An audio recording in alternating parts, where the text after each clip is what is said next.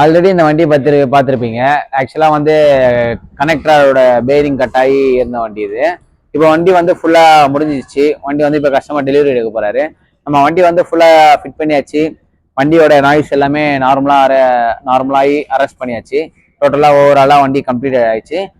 பழைய sound engine சவுண்டுக்கும் இப்போ லேட்டஸ்ட்டாக வந்து நம்ம வண்டியை ரெடி பண்ணதுக்கப்புறம் இன்ஜின் சவுண்டும் நம்மளுக்கு வீடியோவில் ஆட் பண்ணி விடுறோம். ஃபுல்லாக எப்படி எதுவும் செக் பண்ணுங்கள்.